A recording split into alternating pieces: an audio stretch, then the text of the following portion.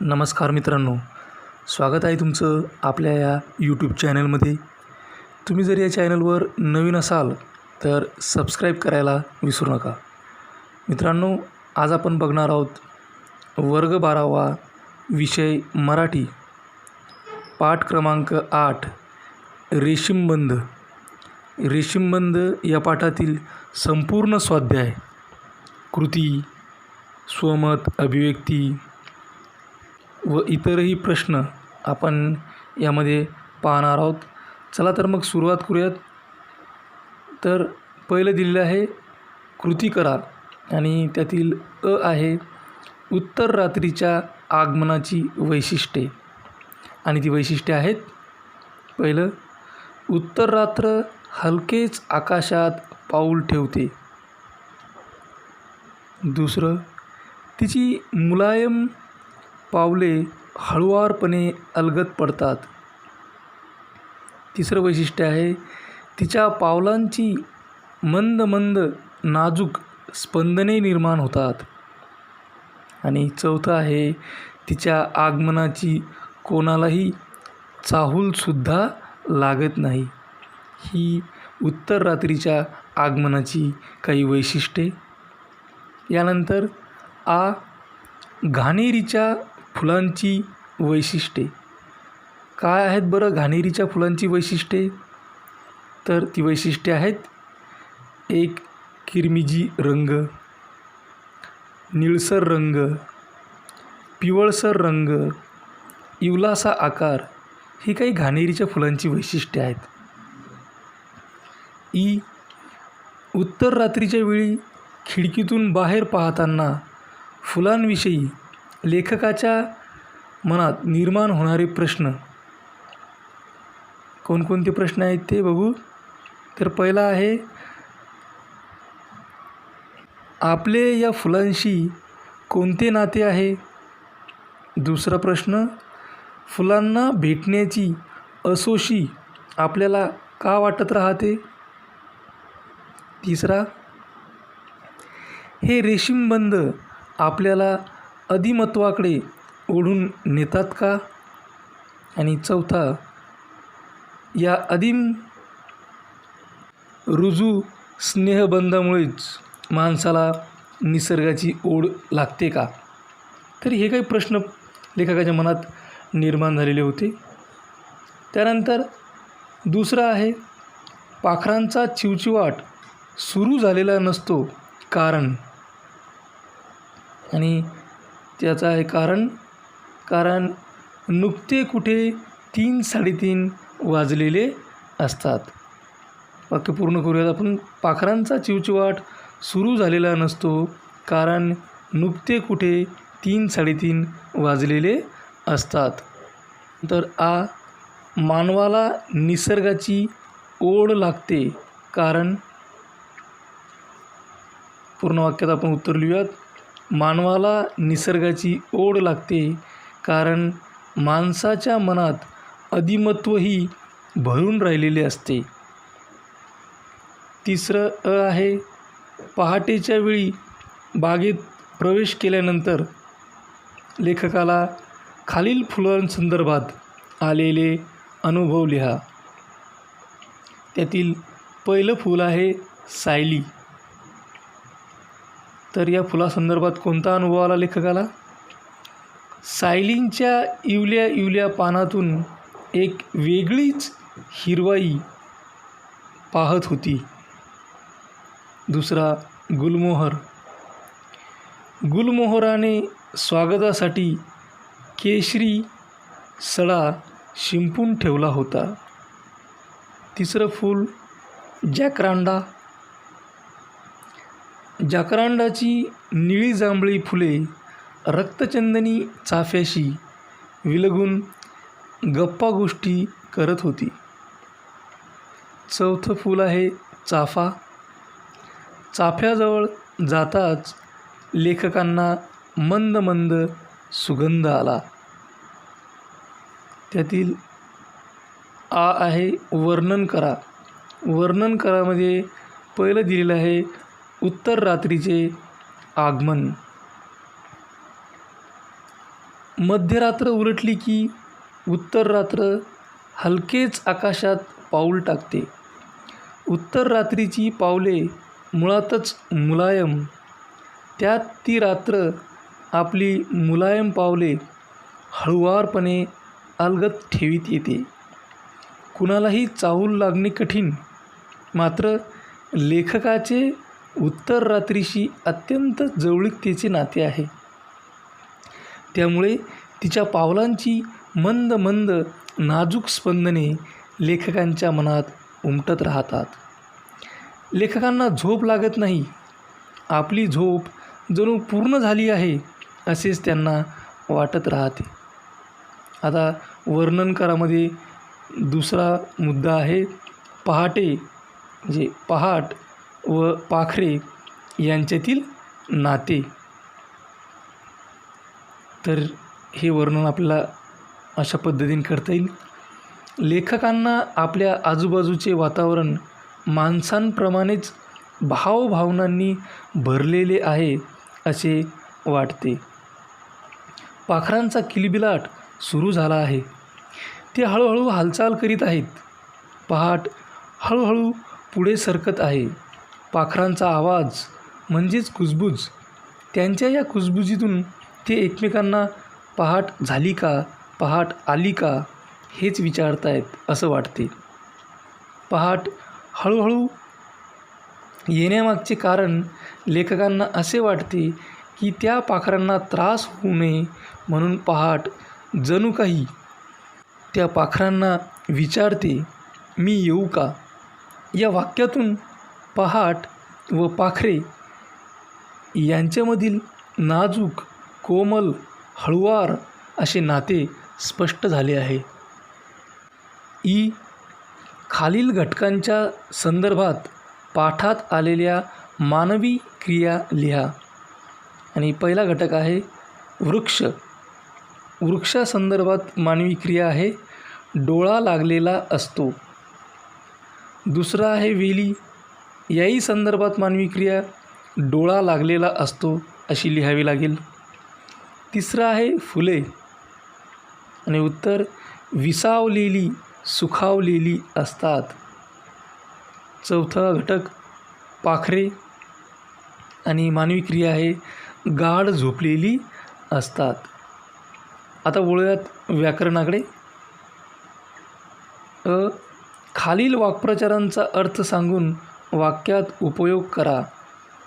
आणि पहिला वाक्प्रचार आहे मन समेवर येणे. याचा अर्थ होतो मन शांत व एखाद्या गोष्टीशी एकरूप होणे. आणि याचा वाक्यात उपयोग आपल्याला करता येईल की जेव्हा मी घनदाट जंगलात प्रवेश केला त्यावेळेस तेथील एकांत पाहून माझे मन समेवर आले. दुसरा आहे साखर झोपेत असणे. याचा अर्थ होतो पहाटेच्या गाढ स्वप्नील निद्रेत असणे. आणि याचा वाक्यात उपयोग साखर झोपेत असताना पडलेल्या स्वप्नांची मजा ही काही औरच असते नाही. समोरील कृती आहे आ. खालील वाक्यात योग्य विरामचिन्हांचा उपयोग करा. खरं तर पहाटचं त्यांना विचारत असते की मी येऊ का. पहाटच त्यांना विचारत असते की मी येऊ का तुम्हाला भेटायला. आता याचं उत्तर आपण या बोर्डवर समजावून घेऊ. खरं तर पहाटच त्यांना विचारत असते की मी येऊ का तुम्हाला भेटायला. या ठिकाणी मी येऊ का तुम्हाला भेटायला हा प्रश्न आहे. भेटायलाच्या नंतर प्रश्नार्थक चिन्ह, त्यानंतर अवतरण चिन्ह हे तुम्हाला स्क्रीनवर जे दिसत आहे तर तशा पद्धतीनं आपण हे विरामचिन्ह या ठिकाणी वापरणार आहोत. कारण ही विरामचिन्हांचा वापर करत असताना तोंडी सांगितल्यापेक्षा स्क्रीनवर जर आपण पाहिलं तर विरामचिन्ह कुठं कुठं वापरले हे तुमच्या योग्य रीतीनं लक्षात येईल. दुसरं वाक्य आहे निशिगंध म्हणजे निशिगंधच. याचं उत्तर दिलेलं आहे स्क्रीनवर. निशिगंध म्हणजे निशिगंधच. त्या ठिकाणी कशी विरामचिन्ह वापरले हे स्क्रीनवर तुम्ही पाहू शकता.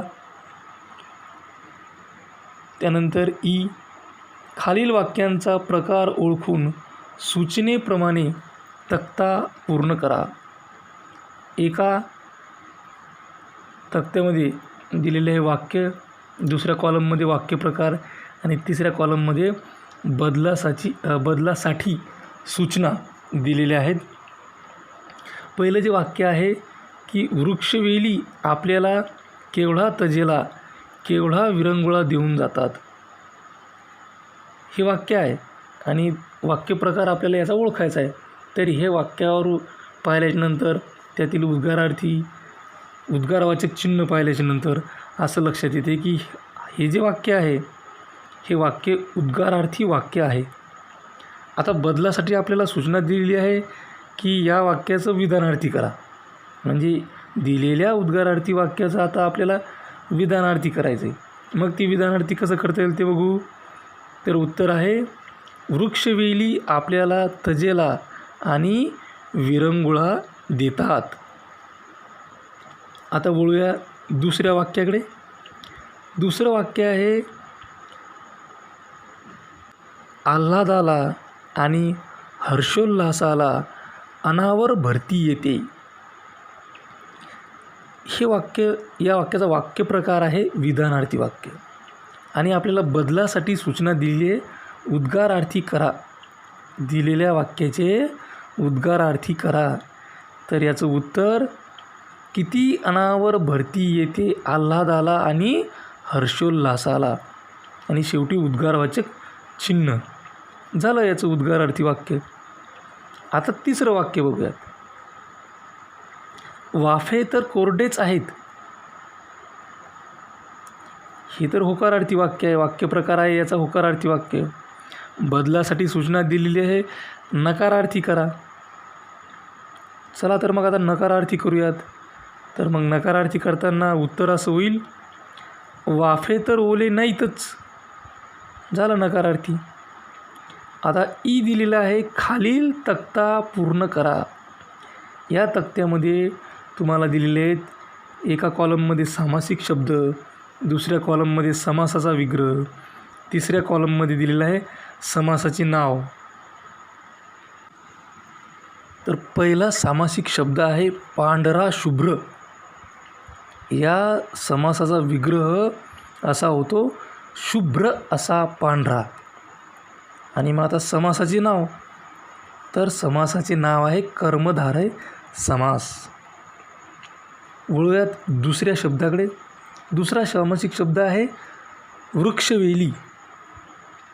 त्याचा विग्रह वृक्ष आणि वेली आणि समासाचं नाव आहे इतरेतर द्वंद्व. तिसरा आहे गप्पा गोष्टी. विग्रह गप्पा गोष्टी वगैरे. या ठिकाणी समासाचं नाव आहे समाहार द्वंद्व. चौथा आहे सुखदुःख. समासाचा विग्रह सुख किंवा दुःख.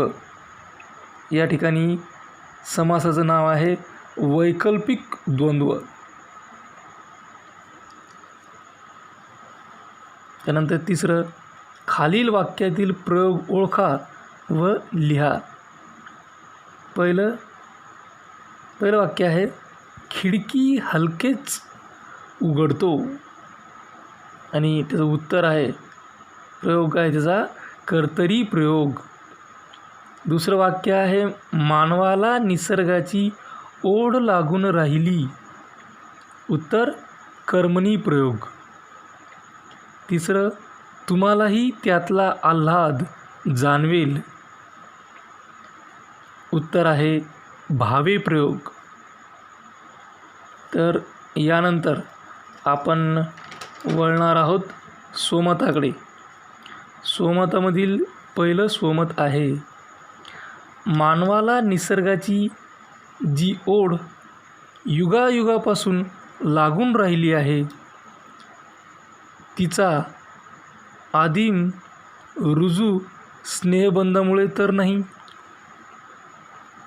या विधानासंबंधी तुमचे मत लिहा. स्वमत पुन्हा एकदा वाचतो की मानवाला निसर्गाची जी ओढ युगानयुगांपासून लागून राहिली आहे ती या आदिम रुजू स्नेहबंधामुळे तर नाही? या विधानासंबंधी तुमचे मत लिहा.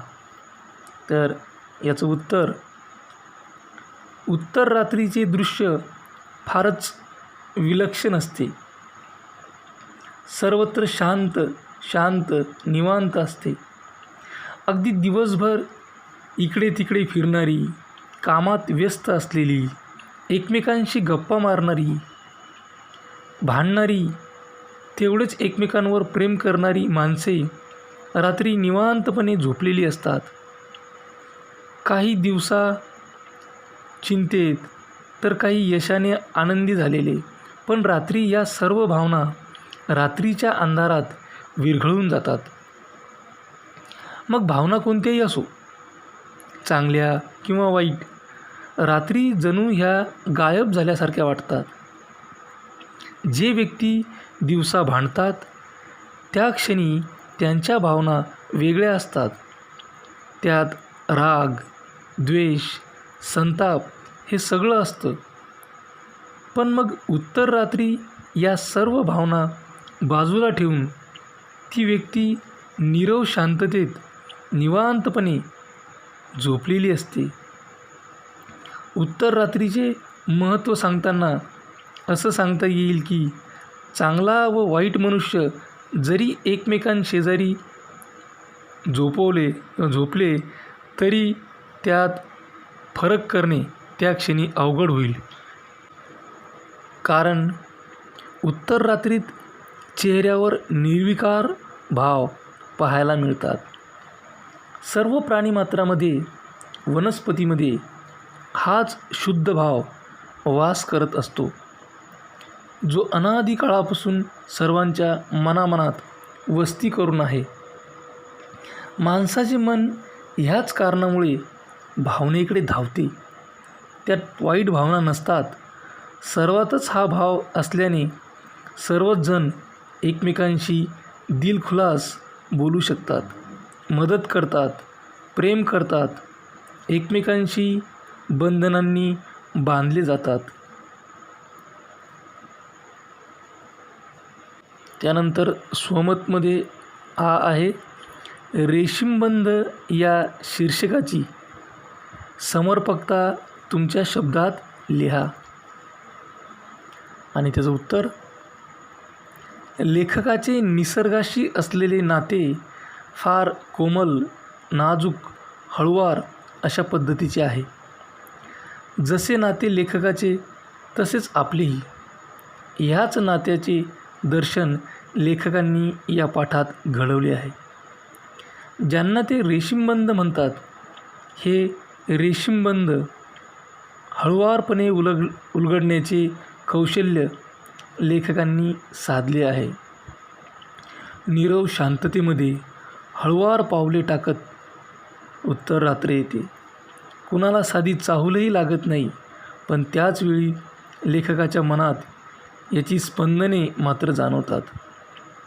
त्यांचे निसर्गाशी असलेले नाते व त्या नात्यातील रेशमी मुलायमपणा स्पष्टपणे जाणवतो. जग जेव्हा शांतपणे झोपलेले असते तेव्हा तेथे त्यांच्या चिंता, दुःख पार मिटून गेलेले असते. सुखदुःख विसरलेले असते. निर्भय, शुद्ध असे स्वरूप मनाला प्राप्त होते. निसर्गाचा आत्मा जणू त्यात उतरतो.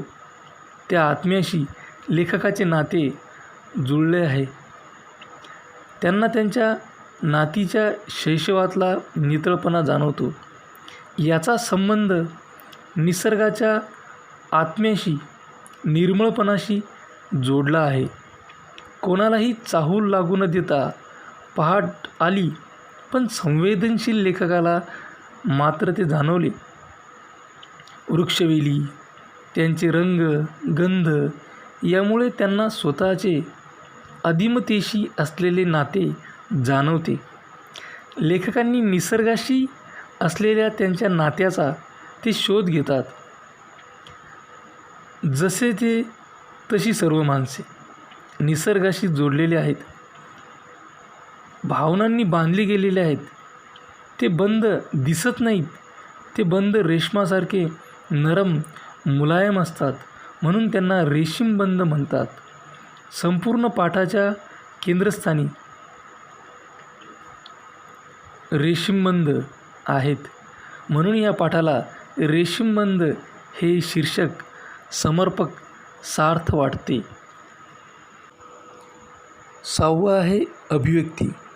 अभिव्यक्तीमधील पहिली अभिव्यक्ती आहे, निसर्ग आणि मानव यांच्यातील परस्पर संबंध तुमच्या शब्दात स्पष्ट करा.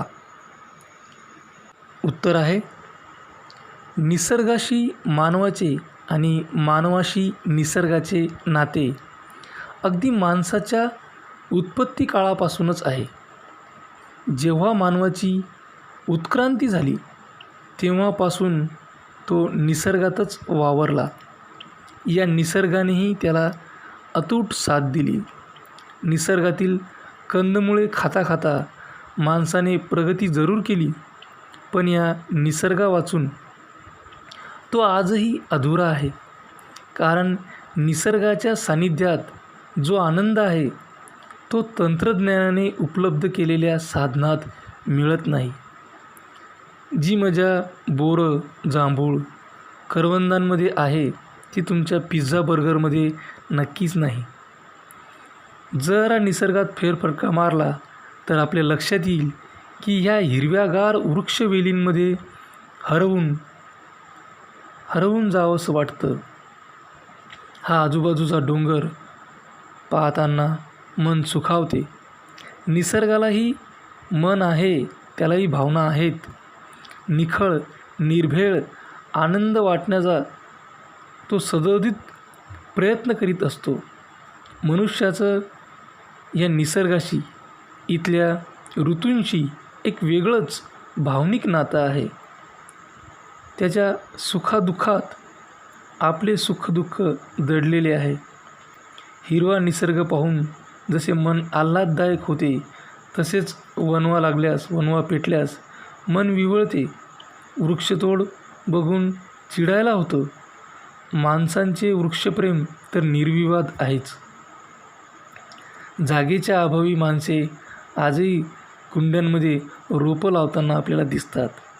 वृक्षांप्रती असलेल्या प्रेमाचं प्रतीक चिपको आंदोलनातून आपण अनुभवलं आहेच. आपण सर्व निसर्गाची लेकरे आहोत. या हिशोबाने वनस्पती, प्राणी ही आपले भावंडेच आहेत, नाही का? निसर्ग आपल्याला जगवतो. माणूस व निसर्गाच्या प्रेमाला फार मोठा इतिहास आहे. भविष्यात हे नाते असेच वृद्धिंगत होत जावो हीच माफक अपेक्षा. त्यानंतर अभिव्यक्तीमध्ये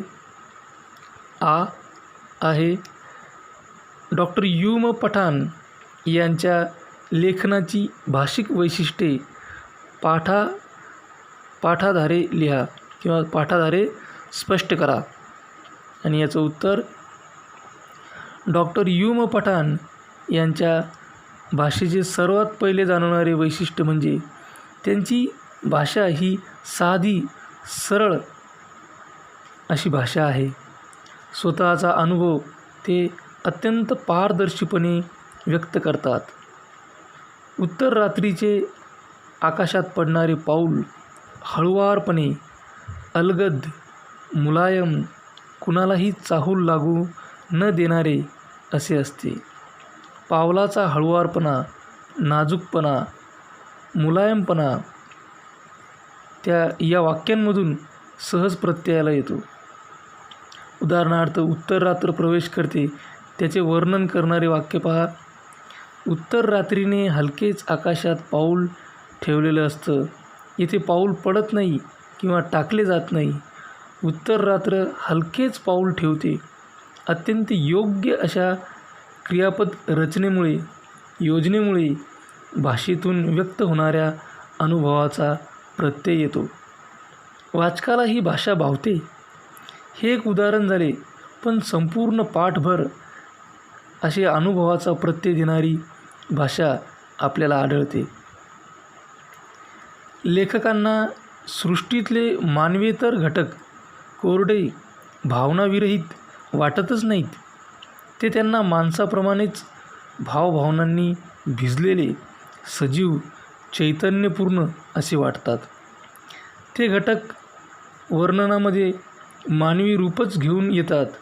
म्हणून पाखरे हळूहळू डोळे किलकिले करून पाहतात, पहाटेच्या प्रकाश किरणांना खुणावतात. पाखरे कुजबुजतात, बोगनवेल सळसळू लागते. दोन्ही वाफे एकमेकांशी हितगुज करतात. मोगरा खुदखुद हसतो, तो कधी रुसून बसतो. झाडे, वेली भावूक होतात.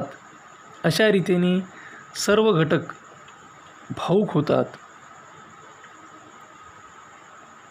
हे जे सर्व घटक आहेत हे मानवी रूप घेऊन येतात.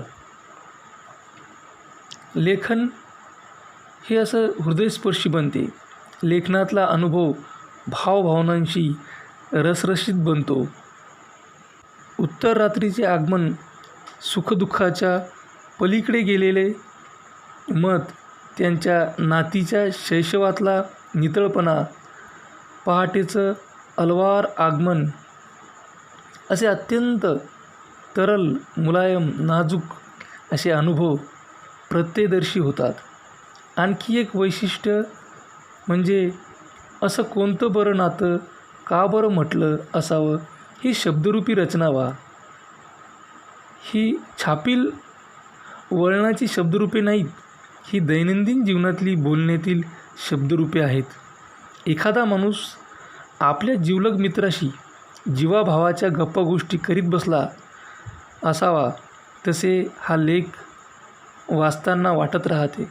म्हणूनच संपूर्ण लेखात भाषेला एक वेगळाच गोडवा प्राप्त झाल्याचे दिसून येते. आणि या सर्व भाषिक वैशिष्ट्यांमधून आपल्याला यू. म. पठाण यांच्या लेखनाची एक वेगळीच उंची, एक वेगळीच समृद्धी या ठिकाणी जाणवते. अभिव्यक्तीमधील ई आणि शेवटची अभिव्यक्ती आहे. संत तुकाराम यांनी वृक्षवल्लींना सोयरी असं म्हटलं आहे. यामागील तुम्हाला समजलेली कारणं लिहा.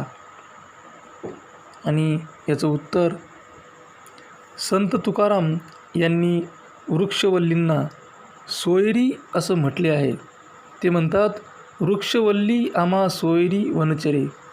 या त्यांच्या ओळीमधून निसर्गाप्रती असलेलं त्यांचं अतूट प्रेम व्यक्त होते. निसर्गाचे मानवाच्या जीवनातील महत्त्व सांगताना त्यांनी वृक्षवल्लींना सोयरी असे संबोधलेले आहे. जेव्हा जेव्हा आपण निसर्गात फेरफटका मारतो तेव्हा मनातील सारं दुःख विसरून प्रसन्न, आल्हाददायक वाटतं. या इमारतींच्या कटकटीपासून दूर निसर्गात गेल्यास तिथे वृक्षवल्ली, सखा, भाऊ, जिवलग, मित्र, काळजी करणारे या भूमिकेत आपणास वृक्षवल्ली भेटतात. त्यांना तुमच्याकडून कोणतीही अपेक्षा नसते, याउलट देणेच त्यांना माहीत असते. निसर्गात विविधता असते, ती आपल्याला मोहून टाकते. मन मोकळे होते. सौंदर्याचा, आनंदाचा अनुभव येतो व एक नातं निसर्गाशी जडतं. संत तुकाराम महाराजांनासुद्धा विठ्ठल भक्तीसाठी वनाचा त्यांनी आधार घेतला, आश्रय घेतला. त्यांचे निसर्गाशी नाते जडले. त्यांनी निसर्ग म्हणजे जणू काही ईश्वराचं रूप, ईश्वराचा अंश त्यांना निसर्गात दिसला. या ओढ लागलेल्या नात्यामुळे त्यांना वृक्षवल्ली सोयरी वाटतात. या निसर्गात ईश्वराची भक्ती फुलते. हीच ती सोयरी आहेत जी आध्यात्मिक शांती, प्रदान करण्यात मोलाची भूमिका बजावतात. या अभिव्यक्तीच्या पूर्णत्वेबरोबरच आपण रेशीमबंध या पाठातील संपूर्ण स्वाध्याय पूर्ण केलेला आहे. अशाच प्रकारचे नवनवीन व्हिडिओ पाहण्यासाठी या चॅनलला सबस्क्राईब करा. माझा व्हिडिओ ताबडतोब तुमच्यापर्यंत पोहोचण्यासाठी बेल आयकॉन बटनला क्लिक करा. हा व्हिडिओ तुम्हाला आवडला असेल तर लाईक करा. तुमच्या मित्रमैत्रिणींमध्ये, गरजू विद्यार्थ्यांमध्ये जास्तीत जास्त शेअर करा. काही अडचण असेल, काही माहिती असेल, काही सूचना असतील, काही प्रतिक्रिया द्यायच्या असतील तर कमेंट बॉक्समध्ये त्या जरूर द्या. हा व्हिडिओ अत्यंत काळजीपूर्वक आणि सर्वात महत्त्वाची गोष्ट म्हणजे शेवटपर्यंत पाहिल्याबद्दल तुम्हा सर्वांचे मनापासून आभार. धन्यवाद.